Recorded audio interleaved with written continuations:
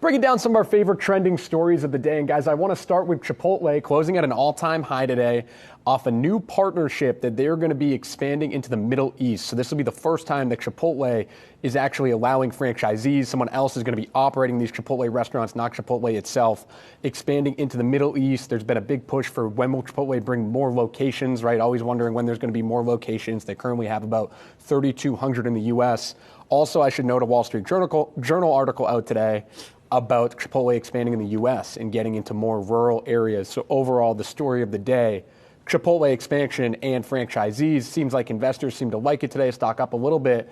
But I think interesting to think about Chipotle beyond the scope of the U.S.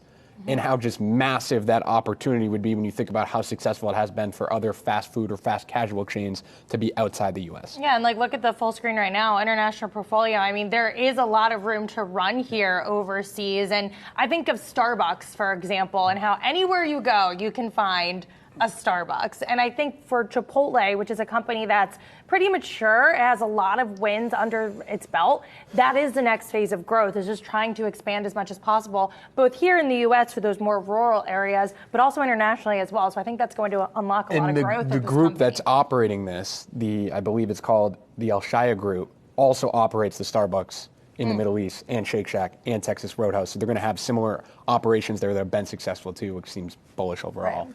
You know, you look at that full screen we just had, that's only 50 locations out of 3,200 that are outside the U.S. And that's just Canada and Europe. So I think Middle East is a great area for them, for poised for growth. A young population there, growing population there.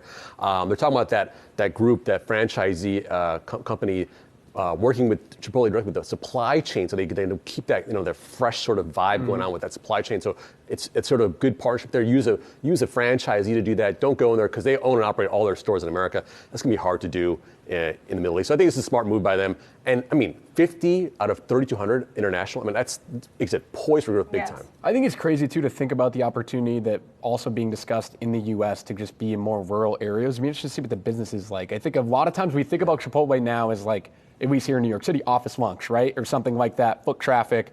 Curious when you go into more rural areas and you're basically probably wanting people to go for dinner, right? After work.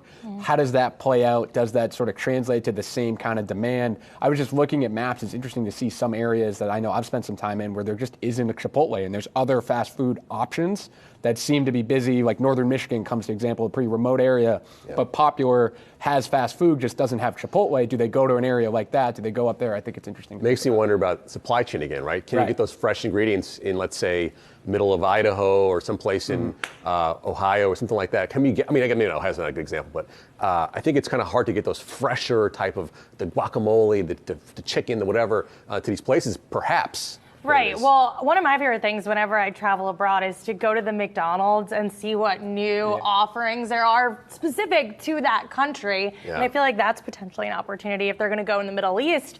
You could create some pretty fun the Burger King cheese sandwich, right? That's the thing, right? Isn't it Burger King with the 20 slices of cheese in between bread right now that they're offering somewhere? Because it's true. The tastes are different depending on where you go. So I don't know. I'm excited. I heard. Well, they said that they're going to tailor the experience for local audiences for Chipotle in the Middle East.